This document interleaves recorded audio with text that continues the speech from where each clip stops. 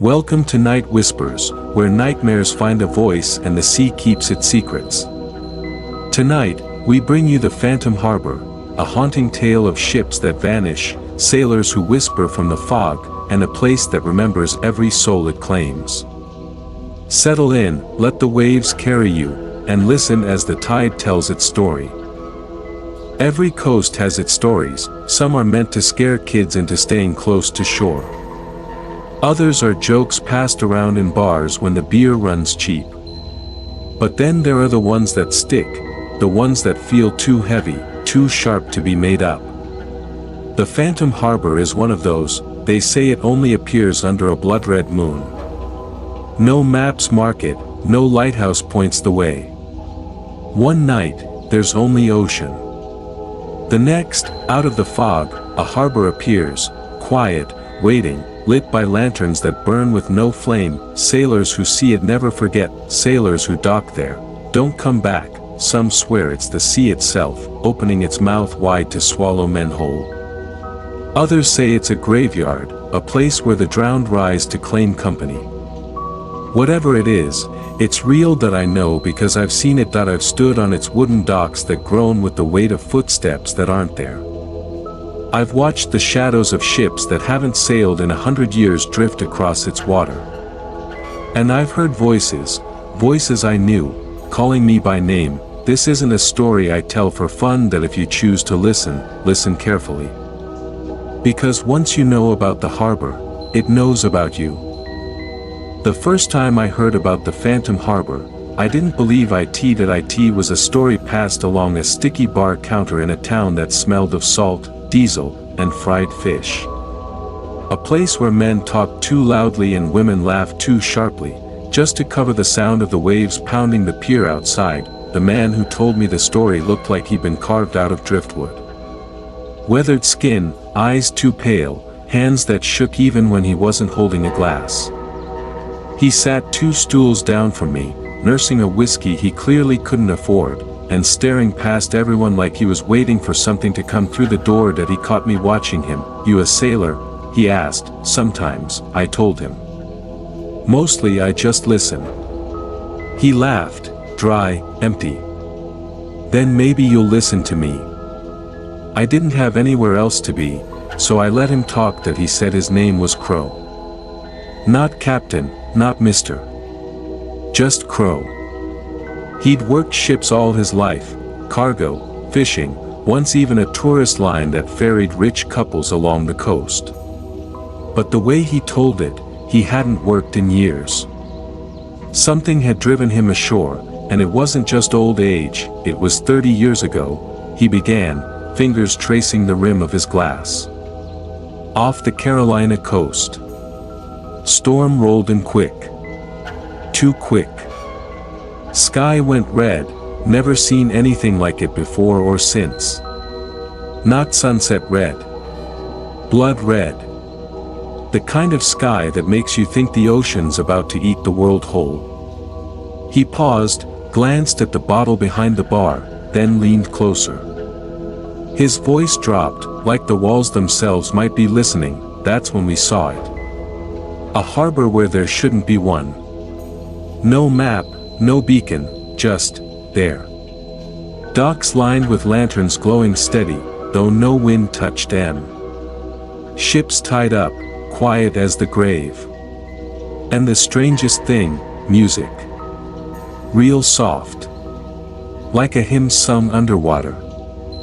I felt a chill crawl across my arms. Though the bar was warm and loud. "What did you do?" I asked. Crow's hand trembled as he raised his drink. "What any fool would do." We steered in. The storm behind us, safe water ahead. Looked like salvation. He knocked back the whiskey, grimaced, and set the glass down hard. We lost half the crew before we even tied the ropes. Men wandered off the deck like they were sleepwalking. Stepped onto those docks and vanished into the fog. No screams, no splashes. Just gone. The bar noise seemed to dull around us. Laughter, clinking glasses, all of it faded as I leaned closer. "And you? I asked. Crow's pale eyes found mine. I ran. Only reason I'm here breathing is because I ran. Took the first dinghy, rowed till my arms bled. Never looked back. He rubbed his face with both hands, fingers digging into his temples. But it's not over. I still see it.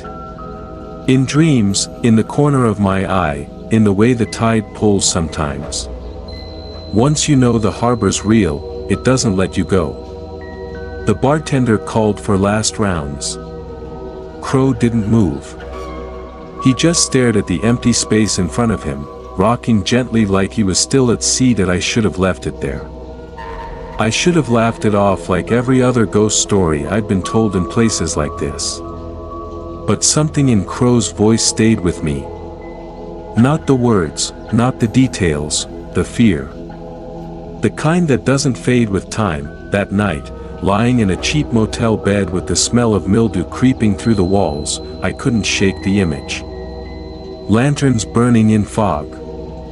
Docks waiting in silence. Music rising from black water. That I told myself it was just a story. Just a broken old man talking to keep his demons quiet. But in the back of my mind, another voice whispered something else. What if he was telling the truth? And if he was, what if the harbor was still out there, waiting? The next night, I went back to the same bar, not because I wanted a drink, but because I wanted to see Crow again. That I told myself it was curiosity, maybe pity. But the truth was simpler. I couldn't stop thinking about the harbor. Every time I closed my eyes, I saw the glow of those lanterns through the fog.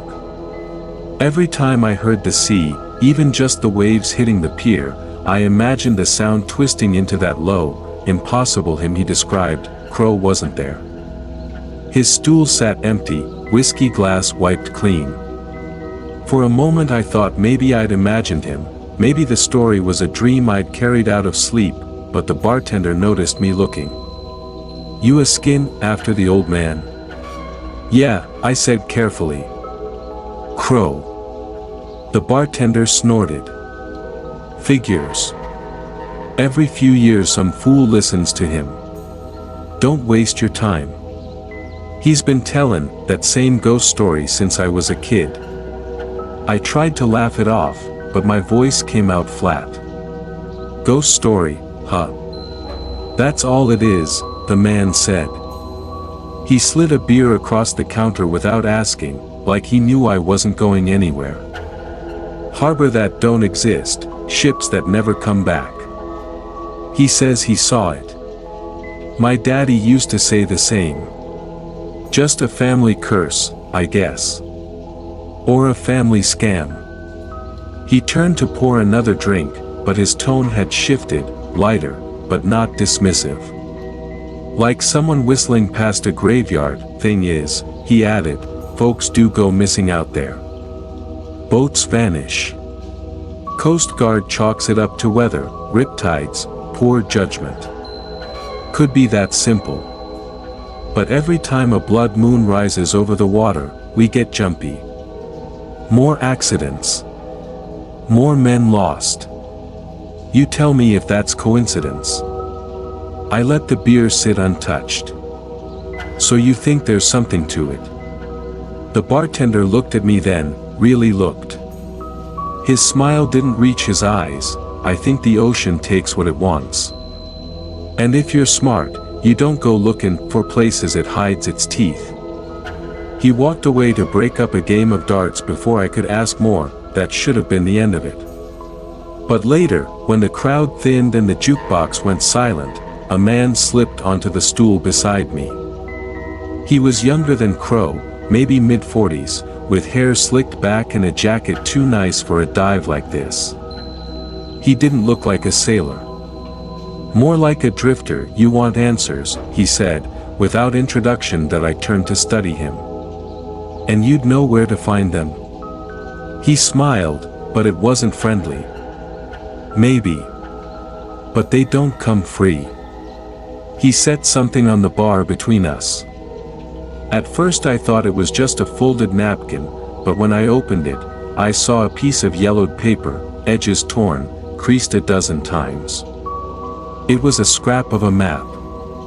No names, no compass, just a jagged outline of coast and a single mark in the water, an X drawn in heavy black INK pulse kicked. What is this? The place your friend Crow was talking about. I looked at him sharply. You know him? Know of him, the man said. He ain't the only one who's seen it. He's just the only one dumb enough to keep talking. I studied the map again. The mark was far from shore, too far for fishing boats, too far for any sane sailor to venture without purpose. Why give this to me? I asked, because you're already thinking about it. I can see it in your eyes. You'll go, one way or another. Better to go knowing where to look. His voice had a smoothness to it, a salesman's rhythm. But underneath, there was something else. Not warning. Not encouragement. More like inevitability. How much? I asked quietly. The man chuckled. Already paid for. And just like that, he slid off the stool and disappeared into the night before I could press him. That I sat there a long time, staring at the paper. The ink seemed too fresh for its age, blacker than it should have been under the dim bar lights. I wanted to crumple it, toss it, burn it. Instead, I folded it carefully and slipped it into my jacket. Outside, the air smelled of salt and rain. The tide was rising, slapping hard against the pilings. I thought of Crow, of his trembling hands and haunted eyes. I thought of the bartender's warning, and I thought of that X, floating like a hook in the middle of the sea, somewhere deep down. I already knew, I was going to follow it. The ocean always has a way of pulling you back. You can walk away, swear you're done, but sooner or later you find yourself staring at the tide like it's calling your name. That's how it felt when I unfolded that scrap of a map the next morning. The paper was rough, fragile, the kind of thing that should have torn the moment I handled it. But it held together. The ink was too black, the lines too steady. The more I studied it, the more wrong it felt, like it hadn't been drawn, but etched. Still, I packed my bag. The docks were alive with their usual chaos, crews yelling, gulls screaming, the metallic bite of diesel fuel mixing with the salt air. I walked past it all, pretending like I belonged, until I reached the slip where my boat waited. She wasn't much, an old trawler I'd picked up cheap, patched more times than I could count. But she'd carried me through storms before, and I trusted her more than most people. As I untied the ropes, a voice called out from the pier, "You headin' out?" It was the bartender from the night before.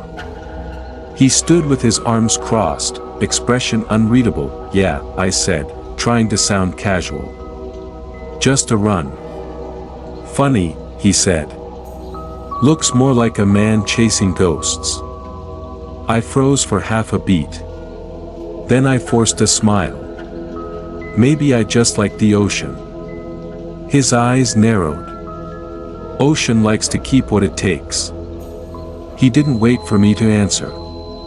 Just turned and walked back toward the bar, leaving the warning hanging in the salt air. By the time I cleared the harbor, the sky had darkened. Not storm dark, but heavy, like the clouds were holding their breath. The water stretched endless and flat, reflecting a gray sky that made the horizon disappear. I set the compass, checked the bearings against the map. The X marked a place far off the lanes, where no sane boat had reason to be. Every mile I put between myself and shore, the silence grew thicker. No gulls, no hum of other engines. Just the steady thrum of mine, and the slap of waves against the hull. As night came on, the fog rolled in. At first, just a veil along the edges of the water. Then thicker, heavier, until the world shrank to the glow of my deck lights. The sea turned glassy, too calm for the swell. I should have felt this far out that I should have turned back. Every instinct screamed it, but the map pulled at me like a magnet. By midnight, I killed the engine and let the boat drift. The air was damp and cold, clinging to my skin. The fog pressed so close I could barely see the bow. The silence was complete, no wind, no waves, nothing, and then, a sound, faint at first, so faint I thought I imagined it. A low, rising hum, like voices carried from miles away. It swelled and dipped, strange and broken, but not random. A pattern. Music. Crow's words echoed in my head. A hymn sung underwater. I gripped the wheel tighter. My pulse thudded in my ears. The fog thinned. Just for a moment. Long enough to glimpse something ahead. Lantern light, dozens of them, swinging gently as though in a wind I couldn't feel. Rows of docks reaching out from a shoreline that hadn't been there a moment ago. And beyond them, shadowy masts. Ships upon ships, tied neatly, silent and waiting. The harbor. I blinked, and the fog closed again. But the light stayed. Flickering, steady, impossible. I didn't breathe. I didn't move. Because in that moment, one thought cut through everything else. Crow hadn't been lying, and now, I was here. The lanterns burned steady against the fog. At first, they were scattered points of light, like stars that had fallen into the sea. But as my boat drifted closer, the shape became clear. Docks.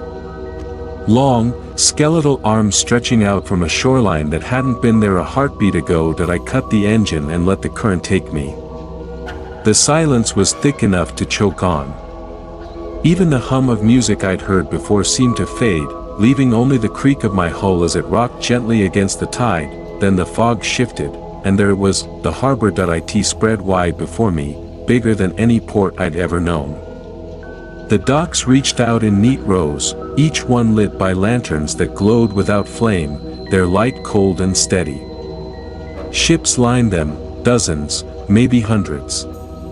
Some looked new, sails furled tight, ropes tied neat. Others were relics, wood blackened with rot, masts splintered, names half scraped away by time, but they all had one thing in common: they were still. Too still. No crew moving on the decks, no gulls circling above, no sound of lines snapping in the breeze. Just waiting. My hands clenched the wheel so hard my knuckles ached. I couldn't look away. For a moment, I thought about turning the engine back on, pushing the throttle, and running until the lights disappeared. But I didn't. I couldn't. Something about that place pulled me forward, like a tide under the surface. The fog parted further, revealing the shoreline. Buildings rose in shadow, low warehouses, crooked taverns, tall wooden houses leaning together like conspirators. Their windows glowed faintly, but the glass was black, as if the light came from somewhere deeper than the rooms behind it. I realized then what was wrong. The harbor looked alive, but there was no movement. Not a single flicker of shadow behind a window, not one figure on a dock. It was a painting, perfectly still, and yet I felt watched. The boat bumped gently against a piling. The sound echoed too loud, carried across the water like a gunshot. I flinched, heart hammering.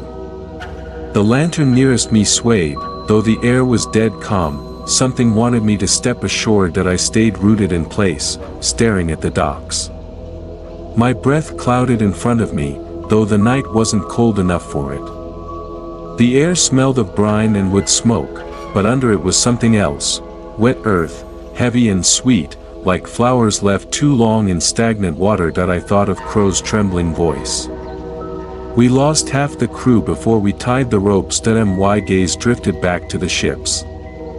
I recognized some of their silhouettes: old fishing rigs, a rust-streaked cargo hauler, even what looked like a Civil War era schooner with shredded sails still hanging limp. Their names were blurred with rot, but I could almost read them. Almost as I strained to see, a lantern further down the dock flickered. Not the steady glow I'd seen before, but a deliberate pulse. On. Off. On. Off, like a signal, the hair on my arm stood up. I knew enough of the sea to understand signals. That one was clear, come closer. I don't know how long I stood frozen. Long enough for the silence to press harder, long enough for the weight of the harbor to settle on me like a net. My heartbeat became the only sound. Finally, I made a choice. Not a brave one, not a wise one, but the only one I could make with that pull dragging me forward. I grabbed a rope, looped it over the piling, and tied my boat to the dock of a harbor that should not exist. The knot tightened. The line creaked, and in that moment, the entire place seemed to exhale. The lantern swayed as if a breeze had returned. The fog drifted across the water in lazy curls. The silence shifted, not broken, but fuller, like a room holding its breath just before someone speaks. I stepped off the boat. The wood of the dock was slick under my boots, damp with a sheen that shimmered faintly. My weight made the planks groan, and the sound traveled into the dark, swallowed by it. The harbor was awake now, and I was inside it. The dock stretched out beneath me like a road into another world. Every step echoed, hollow and sharp, as though the wood itself carried the sound away into the dark. I kept glancing back at my boat, the little trawler bobbing against the piling. Its lights looked weak now, fragile, like a candle left too close to the wind. Ahead, the lanterns burned steady, each one hanging from a crooked post. Their light wasn't warm, it was pale, cold, the color of bone left too long in the sun. It didn't push the fog back, it only gave it shape. The first thing I noticed were the ropes. They dangled from the docks, thick with salt and fray, each tied tight around cleats. And at the end of those ropes were ships, silent hulks looming out of the mist. Some were little more than skeletons, ribs of wood jutting like broken teeth. Others looked whole enough to sail tomorrow. Yet they all carried the same stillness, as if frozen mid-breath. I stepped closer to one. A small cutter, the kind that could hold maybe 6 men. Her name was barely legible under the rot, but I traced the letters with my eyes until the word clicked, Mercy. The air seemed to tighten around me. I'd heard of her before, a rescue ship lost off Cape Cod in the 60s. They'd found wreckage, but no survivors. The Coast Guard chalked it up to weather. But here she was, tied neat and quiet, waiting. I moved on quickly, pulse drumming. Every ship I passed felt the same, familiar in a way I couldn't always place. A rusted trawler. A schooner with shredded sails. A black-streaked freighter. Vessels that should have been wrecks or rotting in graveyards, yet here they were, preserved in fog, tethered like cattle. The silence pressed harder the further I went. My boots thudded on wet planks, each sound swallowed almost instantly. No waves, no wind, no creak of rigging. The ocean itself felt absent, as though I walked on something that only pretended to be water, and then I saw them. At first, I thought they were shadows cast by the lanterns. Shapes on the edges of vision, swaying in rhythm with the light. But as I drew closer, they took form. Figures, they stood on the decks of the ships, motionless, staring outward. Not men, not exactly. They were outlines, dark silhouettes with no features, no faces. Yet I felt their attention prickling against my skin, sharp as needles. One lifted its hand, slow and deliberate, and pointed down the dock, toward the shore. My throat went dry. I wanted to run back to my boat, untie the rope, and flee into the fog. But my legs betrayed me, carrying me forward instead. Step by step, the dock narrowed, funneling me between rows of ships. Their shadows loomed high, masts vanishing into fog. The figures above didn't move again, but I could feel them watching. Always watching. I reached a branching point, a wider platform where the dock split in 3 directions. At its center stood a single post, taller than the rest, with a lantern that burned brighter than any other, and beneath it lay something that froze me in place. A pile of objects, small, personal things. A sailor's cap, frayed and stained with salt. A compass cracked down the middle. A gold wedding band, dull with tarnish. A child's wooden toy, warped from water offerings. Or maybe remnants. I crouched, hand trembling as I reached toward the compass. But the moment my fingers brushed it, a shock shot through me, cold, electric, like plunging my hand into ice water, and I heard a voice, just a whisper. Just my name. I jerked back, heart hammering, nearly falling onto the slick boards. The object sat silent again, as if nothing had happened. But the lantern above flared once, bright and harsh, before settling back into its steady glow. That was when I knew the harbor wasn't empty. It was full, not of life, not of death, but of something caught between. I stood, backing away slowly, eyes darting between the silent figures on the decks, the still ships, the pile of remnants that seemed to hum in the air. My instinct screamed at me to turn back, to run, but the dock stretched ahead, narrowing toward the shadow of the shoreline, and for reasons I couldn't name, I felt certain that if I wanted answers, I'd have to keep walking. So I did, each step heavier than the last. Each lantern a heartbeat closer to the shore of a place that shouldn't exist. The dock groaned beneath me, and the harbor whispered my name again. The dock narrowed the closer I came to shore, planks bending under my weight as though reluctant to hold me. The lanterns swayed, their light breaking in shallow pools that barely cut through the fog. Beyond them, the buildings waited, crooked silhouettes pressed against the sky. That was when I heard it again, the whisper. At first, it was faint, tangled in the sound of water lapping against wood. Then it grew sharper. More insistent. Not a single voice this time, but many. Dozens. Hundreds. They weren't speaking in unison. They overlapped, tangled like waves colliding. Some low, others high, some murmuring quick, others dragging each word out slow as a funeral march, and beneath the noise, I kept hearing my name, come closer, this way that we've been waiting. The sound filled the air, but also filled my chest, as if the voices weren't just around me, they were inside me.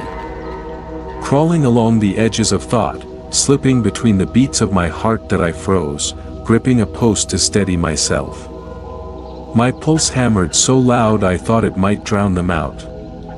But they adjusted, rising, finding the gaps, pressing deeper. No, I muttered, though I wasn't sure if I meant it for them or for myself. The fog shifted, and shapes emerged on the dock ahead, not shadows this time.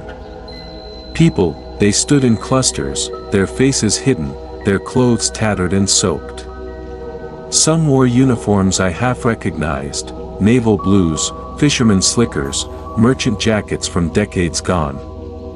Their skin was pale, their movements slow, as if they had only just remembered how to stand, one step forward. His face was hollow, skin stretched thin, but his eyes, God, his eyes were alive. Bright, sharp, burning with something that was not human hunger but close to it. You came, he rasped at him, my throat locked. I couldn't answer. He lifted a hand, palm open, inviting.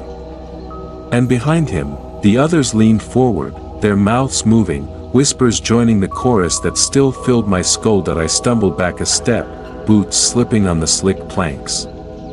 The voices rose in unison, not louder but deeper, filling the marrow of my bones. Words tangled together, but a pattern emerged, familiar phrases, desperate, pleading, help us. Don't leave us. It's not too late. The air thickened with the weight of it. Tears stung my eyes without reason, and for a moment I felt myself leaning forward, drawn toward the man with the burning eyes.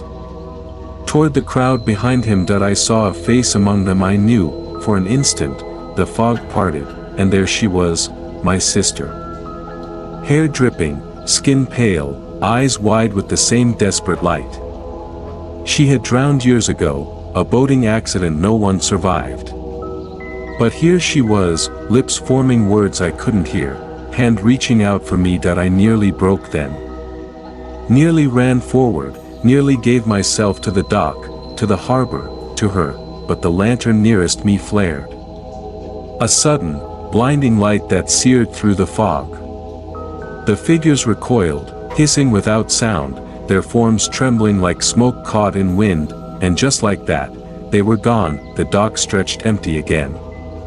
The whispers dulled, retreating back into the water, back into the air, back into the silence. My sister's face vanished, leaving only the memory of her eyes burned behind mine that I staggered against the post, chest heaving.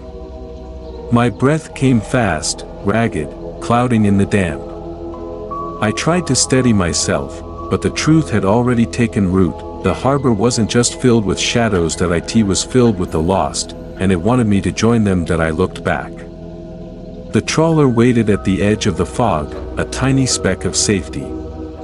But the dock stretched ahead, toward the buildings, toward whatever answers, or endings, lay inside. The choice gnawed at me.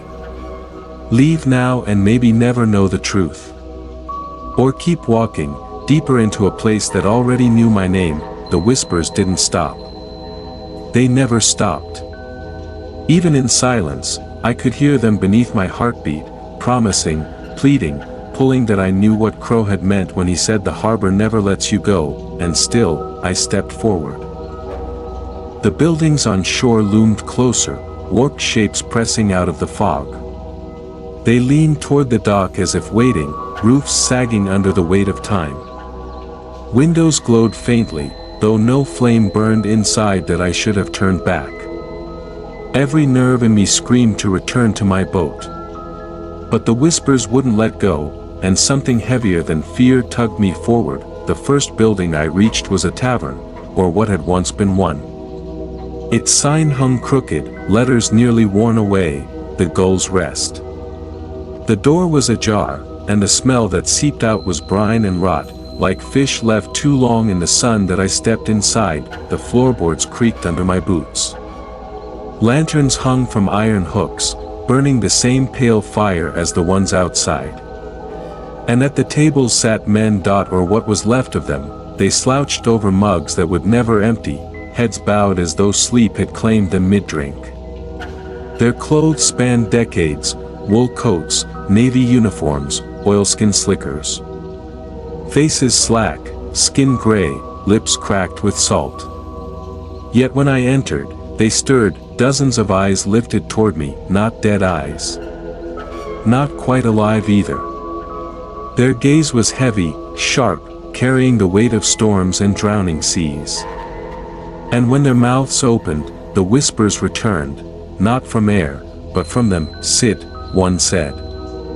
His voice was layered, more than one tone bleeding through, as though many spoke at once. "You've come far." I didn't move. My back pressed against the doorframe, legs ready to bolt. Another figure leaned forward. His beard dripped seawater, though none lay on the floor beneath him. "You're not the first to find us." The tavern filled with low murmurs, voices brushing against each other like waves colliding.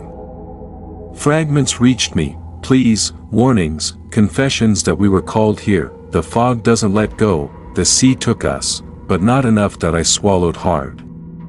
"What do you want from me?" The man with the dripping beard tilted his head, as if confused by the question.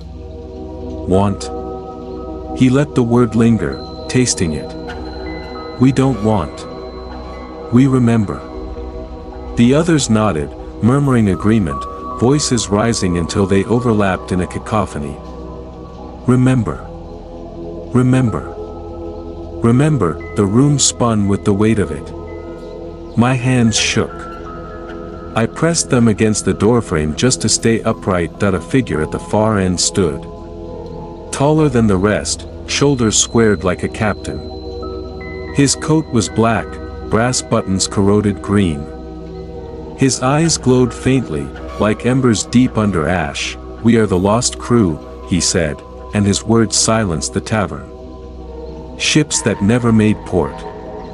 Men who drowned but did not sink. We were gathered, one by one, into this harbor. A place between tide and time. He stepped closer, boots thudding against the warped boards. With each step, the lantern light dimmed, as if it bent toward him, and now, he said, stopping before me, you've come to remember us too. The whispers surged again, louder than thought, pressing into my skull until I cried out. Faces swam before my eyes, men I'd never met, ships I'd never seen. Storms, fires, wrecks, all flashing in bursts of lightning and smoke that I saw the Mercy, swallowed by a wave. I saw sailors clutching each other as the sea pulled them down. I saw the freighter's crew screaming as fire tore across the deck. One by one, their last moments blazed behind my eyes, branded into me like scars, and when it ended, I was gasping, clutching my knees, sweat cold against my skin. The captain crouched before me. His eyes burned brighter now. You see, he whispered, and though his voice was soft, it filled the tavern. You cannot unsee. None who enter the harbor ever leave whole. I staggered back, nearly tripping over the threshold. My body screamed to flee, but some part of me, some reckless, hollow part, wanted to know more. What happens to me if I stay? My voice cracked, the captain's mouth curved into something that was not quite a smile. You'll remember, forever. Behind him, the crew rose to their feet, chairs scraping in unison. Dozens of them, faces turned toward me, eyes gleaming with that same desperate fire. Their whispers swelled again, rising to a roar. Stay. Stay. Stay. That I bolted, the tavern door slammed against the wall as I tore back into the fog, boots hammering the dock. The whispers followed, pouring out into the night, chasing me with every step that I didn't look back. I couldn't. Because I knew if I did, I might see their faces, and worse, I might stop running, and the harbor was not done with me yet. I didn't know how far I ran. The dock seemed endless, fog wrapping tighter with every step, until my lungs burned and my legs screamed. But no matter how far I went, the whispers clung, slipping between heartbeats, gnawing at the back of my skull. Finally, I collapsed against a piling, chest heaving. The fog shifted, parting just enough to show the outline of another building. Smaller than the tavern, but solid, sharp-edged, like it had been waiting, and standing before it was him, the captain. His coat dripped black water, brass buttons gleaming like drowned coins. The lanterns around him bent low, flames guttering in his presence. His eyes burned steady, two coals refusing to die. You run, he said. His voice was calm, too calm. They all run. I staggered to my feet. My hands shook, fists clenching and unclenching without my consent. What do you want from me? The captain tilted his head, the faintest echo of pity in his gaze. Want? The harbor does not want. It takes. It remembers. He stepped forward, boots soundless on the planks. The fog curled around him like smoke rising from a pyre. But there is always a choice, he said. A choice. The word rang hollow in my ears. You can leave, he continued. Walk back to your boat, sail into the fog, and never see this place again. My chest tightened with relief, too sudden, too easy, but, he said, and the relief curdled, the harbor will not forget you. Its voices will follow. In every tide, every storm, every silence, you will hear us. You will hear me. The air thickened, pressing against my ribs until each breath scraped raw ore. The captain said, eyes flaring brighter, you can stay. You can remember with us. Bear the weight, share the burden. Become what we are. Behind him, shadows gathered. Crewmen, sailors, fishermen, the lost. Their forms swayed like smoke, eyes glimmering, mouths moving in whispers I could not escape. That I shook my head, throat raw. "You're asking me to die?" The captain's expression didn't change. "You are already dying. Every man who enters this harbor has already stepped past the world of the living. The question is not whether you die, it is whether you remain." The words dug into me. Somewhere deep inside, I knew he was right. The moment I'd followed the fog, the moment I'd set foot on the dock, I'd crossed a line I couldn't uncross. "You've seen it," he pressed. "The storms. The wrecks. The last breaths of men no one remembers. We are their memory. Without us, they vanish. Without you, we fade." The crew whispered louder now, voices overlapping, 1,000 fragments clawing at my mind. "Stay. Stay. Stay." That I clutched my head, nails digging into my scalp. Why me? Why not someone else? The captain's eyes flared. "Because you came. The harbor calls many, but few answer. Fewer still walk this far. You are already part of it." Silence hung then, heavy and suffocating. Finally, he reached into his coat and drew out something small. He held it between two fingers, the lantern light glinting off its surface. "A compass. Cracked down the middle. The same one I'd touched on the dock of offerings." That he pressed it into my palm. The cold of it sank deep, colder than any winter sea. "With this," he said, "you will always find the harbor again. You will never be lost." The whispers surged, no longer words but waves, crashing through me. Images flooded back, the mercy, the fires, my sister's pale hand reaching. All of them, tangled and waiting. That I looked at the captain, at his coal-burning eyes, at the shadows behind him. And I realized this was no bargain. It was a trap dressed as a choice. Stay, and I became one of them. Leave, and the harbor followed me forever. Either way, I belonged to it now. The compass burned in my hand, and the captain's voice slid into my mind like a tide through a broken door. "Decide." The compass burned in my palm. Not heat, cold. A deep, marrow-freezing chill that crawled up my wrist and settled into bone. It felt alive, beating faintly like a second heart. The captain's eyes never left me. The crew behind him swayed in rhythm, whispers building like the slow roll of thunder. The air was thick with salt, heavy with expectation. "Choose," he said again. My legs trembled. My chest ached. I wanted to throw the compass into the sea, but my fingers wouldn't open. It clung to me, or I to it. "If I leave," I rasped, "will I ever be free?" The captain tilted his head, almost kindly. "No one leaves free. You can only choose which chains you wear." The fog pressed closer, wrapping the dock, blotting out even the faint glow of my boat somewhere behind me. The only light was the lanterns bending toward the captain, their flames guttering in reverence. That I looked down at the compass.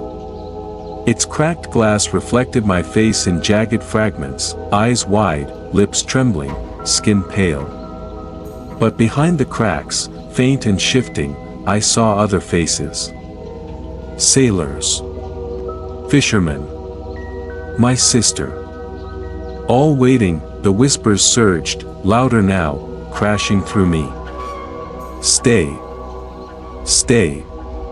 Stay." Something inside me broke.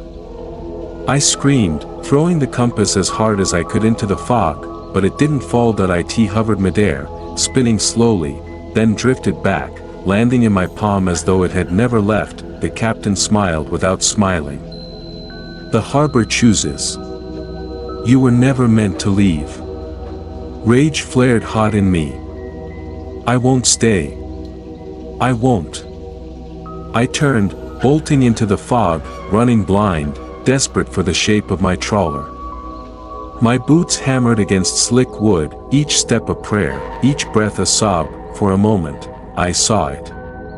The faint outline of my boat, bobbing in the mist. I lunged toward it, hope tearing through my chest. Then the dock wasn't beneath me that I slammed onto wet sand, gasping. I had reached shore.